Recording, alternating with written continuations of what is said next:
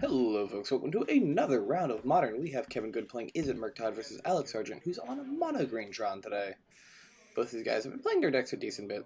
Alex I think has been playing Tron for a while, but that feels in line with just about every Tron player, right? Like,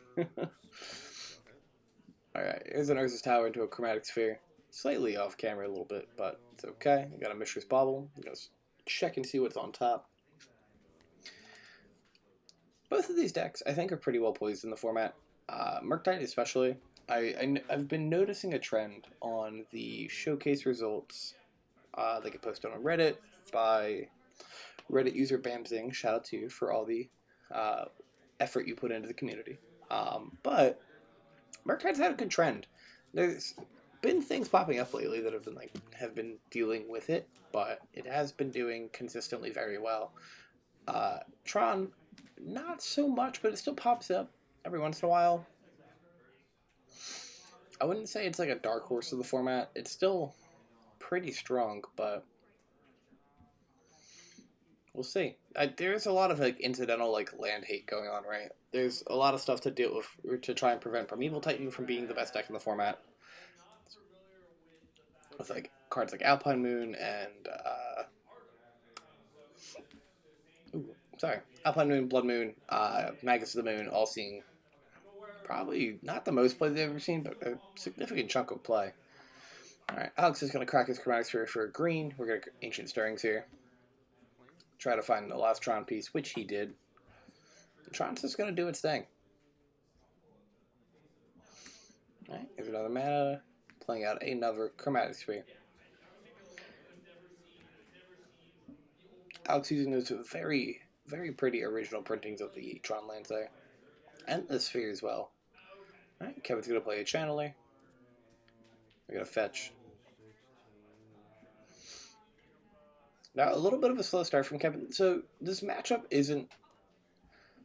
I have friends who play Murktide who say this is a good matchup for them, and I have friends who play Tron who say the same thing.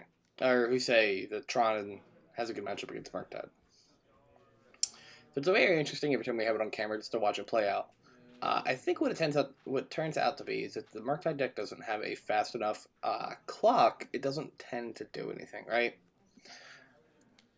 If you can't establish Ragavan early, turn 1 Darcy, or a very quick Murktide Regent, I don't know how quickly how easily game 1 is going to go to them. Now, games 2 and 3, you have Blood Moon, and you have just a lot of extra hate cards that probably do enough. But Card Liberated on 3, still pretty good. Accidentally attacking the Channeler there, forgetting that we played it this turn. That is okay, we caught that one. We are not Delirious yet. I think there's only 2 types in the graveyard. It looks like lands and artifacts. Alright, that's 7 mana. Looks like a Karn Liberated. Would be my guess. Yep. I'll hit the steam vents.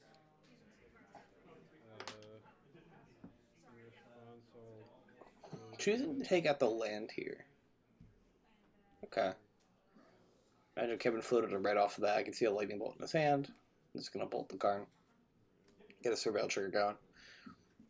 I don't know if it's worthwhile to hit the land or if you just hit the Channeler. There might be an argument just to exile the Channeler to get a creature off the board. Murktide only plays 12 creatures in the deck, sometimes 13 if they're on the Brazen Borrower in the main. There's a dashed Ragavan going to attack in for 3. It's a Sylvan scrying off the top. The other thing is that Murktide's so mana efficient, it really only needs 1 to 2 mana to do most of its things. 3 is the sweet spot, right? Because you have Archmage's Charm, sometimes Prismari Command. But Ragavan circumvents that issue by passively creating treasures. Now, if a Karn the Great Creator comes down, the treasures don't matter, but...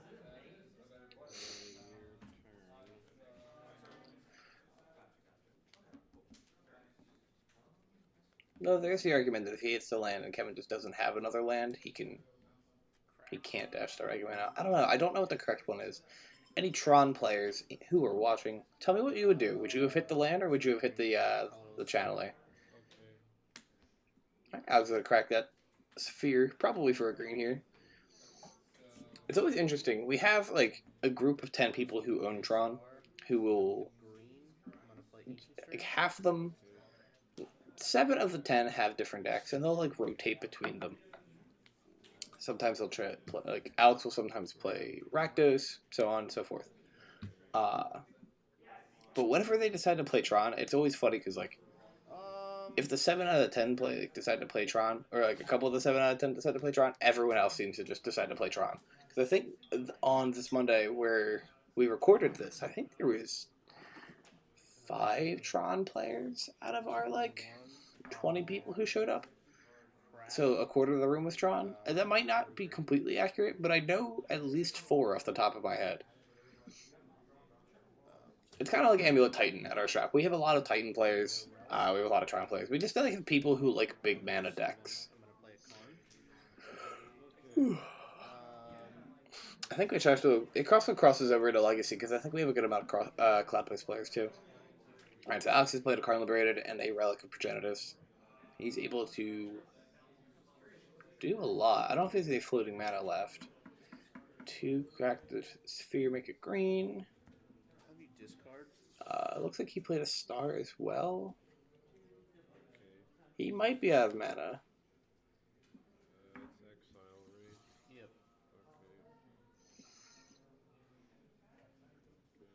It activates the uptick ability going to 10 loyalty. Make Kevin exile a card from his hand. If the game restarts and that Karn is in play, or well, if that Karn is in play still, and he activates the ability to restart the game, Alex will have a Ragavan. There's something tells me that's not happening. Right, Kevin is going to Unholy Heat the Karn. I'm going to get a Surveil trigger, see if he can dump the 4th type into the yard. Cool. Finds the 4th type. That's going to do 6 damage.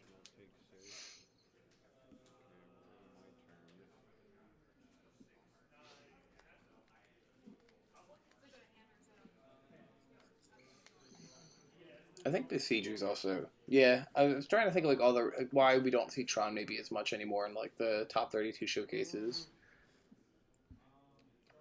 I guess Besieged Ren is also a house against the deck. I mean, it's not like the decks that are doing are usually 80 cards, right? But it's something that I feel like if they establish, you just can't really lose to Tron. Then I could be wrong, but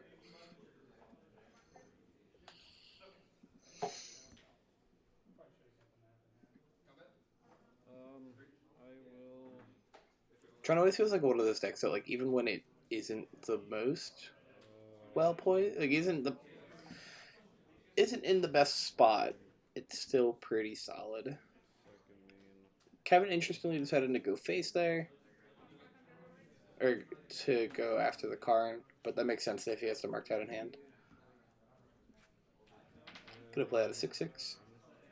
And we're just gonna pass the turn. Barring second Karn, Ugin, or Ulamog, Alex has a pretty Kevin has a pretty decent shot here. Because the Karn has to uptick.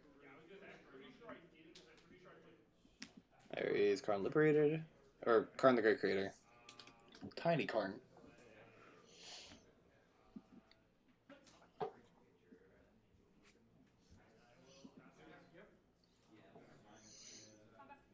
-2.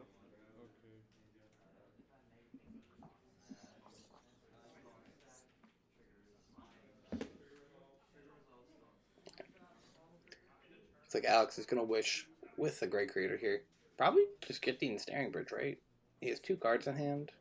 So the Channeler can attack something. But it's really not that relevant. I love the fact that there's a Sundering Titan in the Karn sideboard now. It's gross because I'm a guy who likes to play Dryad of the Leasing Grove. Which means my opponent gets to blow up 5 different lands. But it is a cool thing that people are playing. Yep, there's the Ensnaring Bridge. And I doubt Kevin's playing main deck Artifact Hate. I'd be surprised to see somebody like a Braid in his main board. He could be on Prismari Command. That is an option, but he is still a land short for it.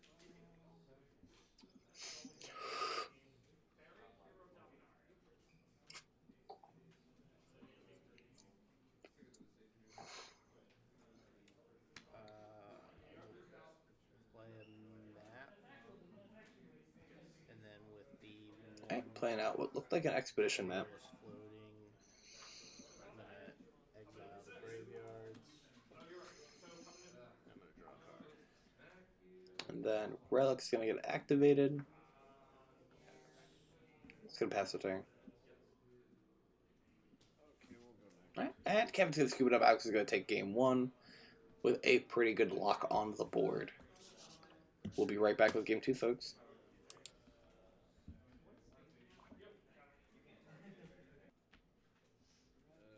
And we're back with game two. We've got Kevin on the play on a Moda 5, it looks like. Not the spot you really want to be, but it's okay. We've got a fetch land into a Dragon's Rage Channeler right there. A pretty solid start. Going to 17 left, that's Steam Vents. As long as he has stuff to like fix his hand, like Expressive Iteration, he should be okay. Or like a couple considers. Realistically, he just wants to apply pressure as early as he can. Or if he has a hand that just goes 1, 2, 3 Blood Moon. It's another option too. Just gotta hope that Alex doesn't have a way to deal with it.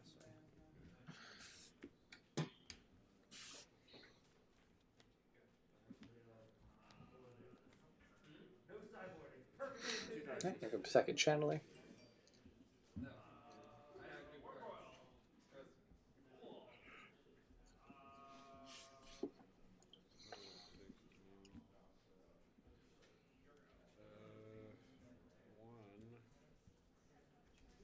Just gonna attack it for one. Alex will go 19.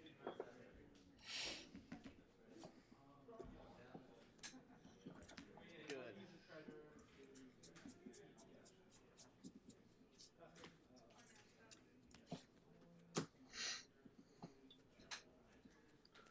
Got a solid land go from Alex. 2 mana. Expressive Iteration. Yep, gonna get double Cerebral triggers here. Dropping Expressive number 2. Drops on an island.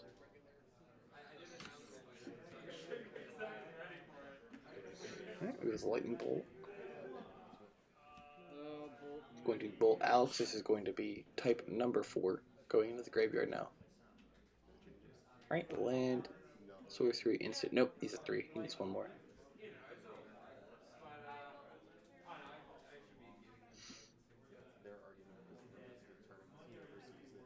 think you're one short, right? Alright, so he's going to crack in for 2. Go to 14.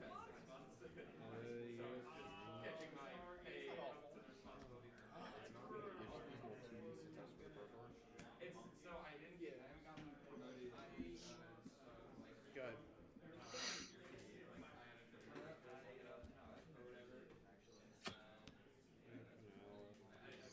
Kind of puts a tap Spire Bluff Canal into play. He's going to bolt Alex again. Going to 13. Spell triggers, hopefully finding what he's looking for. Finds the third Lightning Bolt. Attacks him for 2 again. The 1/1 beats, baby. Alex missing another Tron land. A Karn the Great Creator coming out into a counterspell. Even cards on top of the Surveil.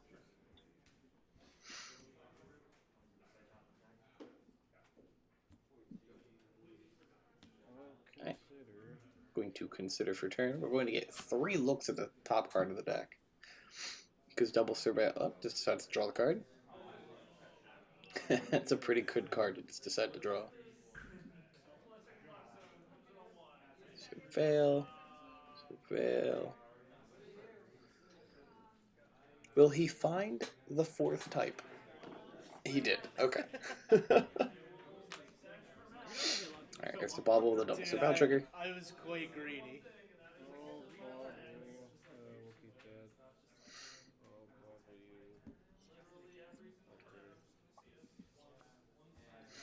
that. Kevin's going to attack in for 6 here, putting Alex to 3. Does he have the 4th Lightning Bolt? 1, 2, 3.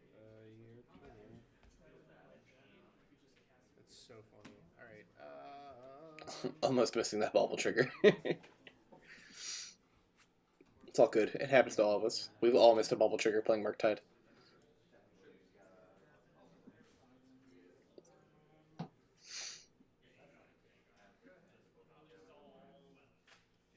And Alex has assembled Tron.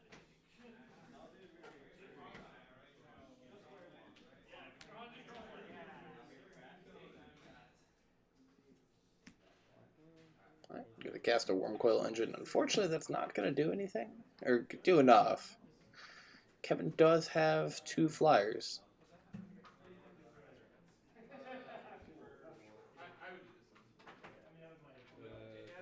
Gonna go to combat.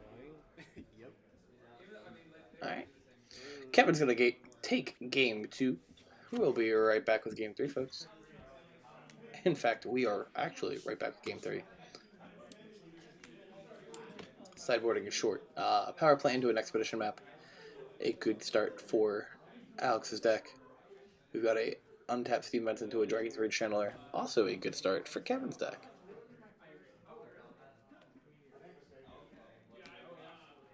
Alex has a second copy of Power Plant. So no turn 3 Karn. As crop rotation is not legal in this format. For many reasons.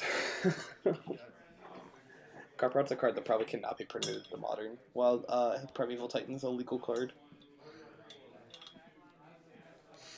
Could you imagine your opponent just Crop Rots a forest into a bounce land? Puts up like double amulet on the play. Just, ugh, so good. Alright, I'm going to surveil a bolt into the graveyard.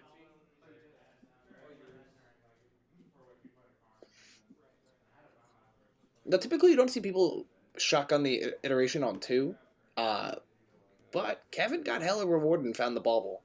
Typically you want to do it turn 3 onward, that way you can try and like make your land drop off of it. But if you can consistently hit Mishra's baubles like that.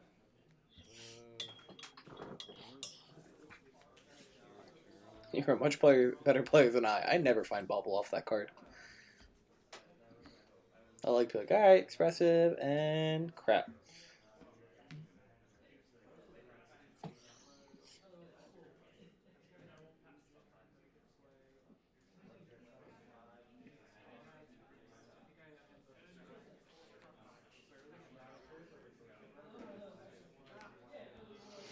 Alright, here comes a Relic of Burchanitus.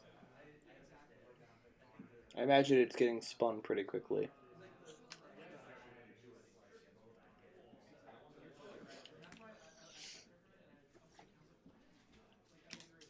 Alright, plays out a Chromatic Star as well. Maybe going to filter the star. Looks like that's the plan. We just didn't put it in the graveyard yet. With the green, I'm gonna exile all graveyard. Decides to filter the relic as well. I think one thing I would do here is I'd hold the star in case Kevin has a Blood Moon. It's not, I don't know. It's not the most likely thing, but no, he's expressive. He seemed to get the good hand. He's got a bunch of surveil triggers. Yeah, there's a high chance he has the Blood Moon. Now that he's fetched the second basic, I'm pretty sure he has the Blood Moon. But, yeah, I think he's supposed to hold up the star so you can filter into a green to try and find a way to remove the Blood Moon. Makes me feel a little bit better.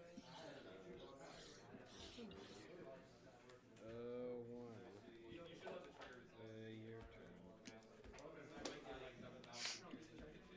Kevin surveils a Scalding Tarn into the graveyard, or better known as a mountain.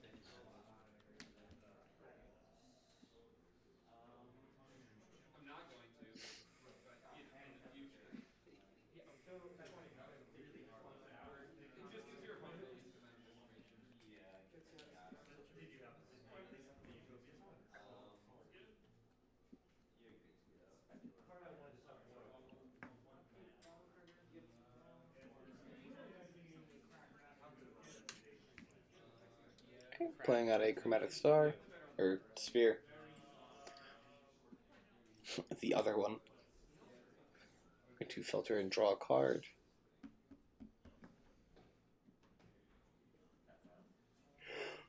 Did you just pick up a warping whale? Was that what I saw? That looks like warping whale. Nope, it's a Sylvan Scrying. I missed on that one.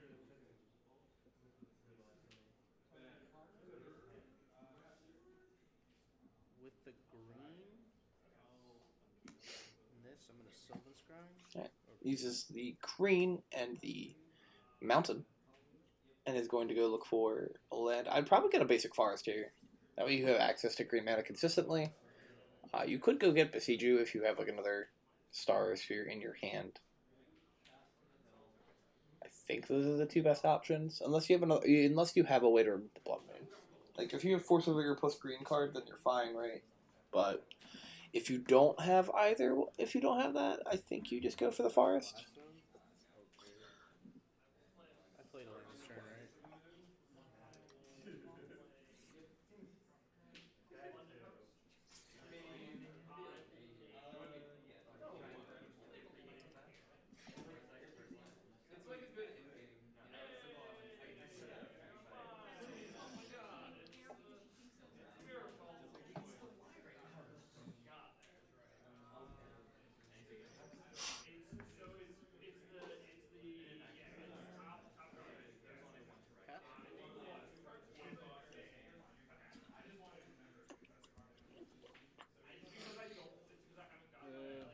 Okay, Special Iteration coming out. So I'm going to Surveil here. Dumps a Chandler into the yard.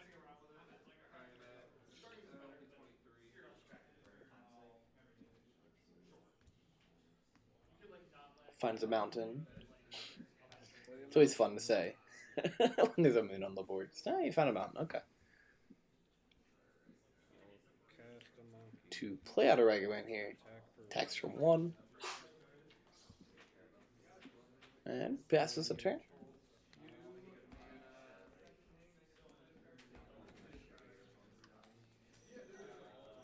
I'm a little confused as to why Kevin didn't dash the Ragavan, but I guess he also just doesn't need to, right? Like, Alex's best play here is tap out and play Chronic's Fury Creator.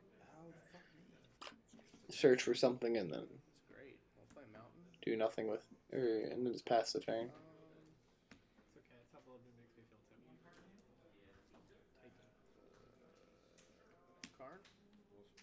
Yeah, Spellbreaker's coming out. It's pretty good.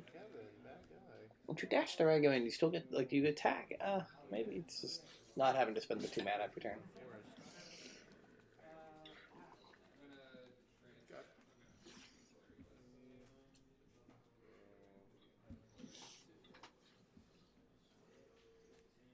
Okay, there's island number 3, like a champion. Never draw all 3 when I have when I have Blood Moon on the board. I'll draw like 2 if I'm lucky. Right, Alex is going to dismember the Channeler, paying 4 life in the process, then getting hit by Ragavan. Top card is a Nature's Claim? Yeah, I think that's a Nature's Claim. Definitely a card Alex would like to draw.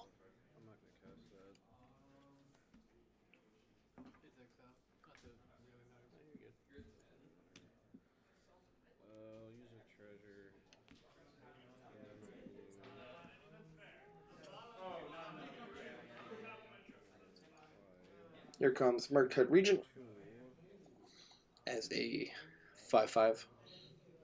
2 mana 5/5 flyer, man. I love that card.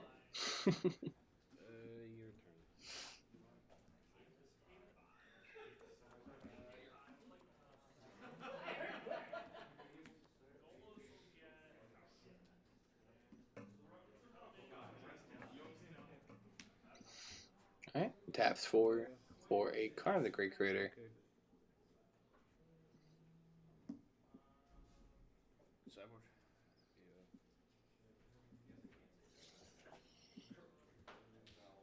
Could get Walking Ballista here if he has it, just to kill the Ragavan.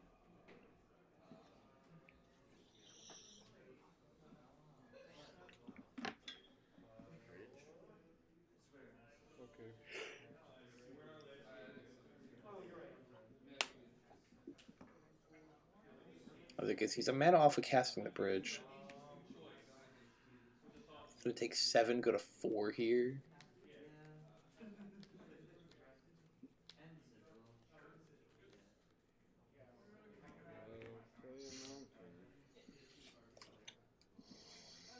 I mean, he could always just attack or use Ragavan to attack the Karn and then throw the Murktide at him, because then he has lethal on the following turn. As long as he can prevent the bridge from coming down.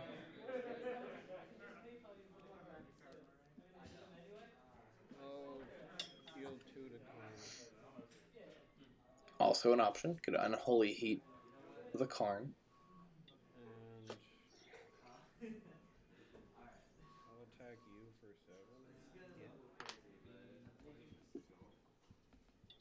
7. Alright, attacks in for 7 here. Gets a treasure token he can't really do anything with.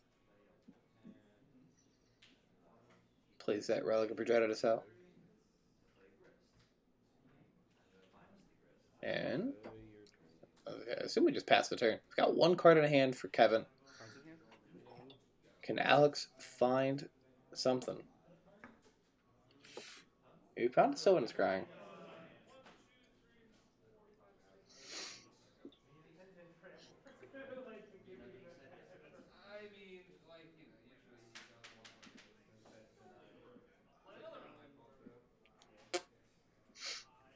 Right. Going to plus Karn here. Targets the treasure to kill the treasure.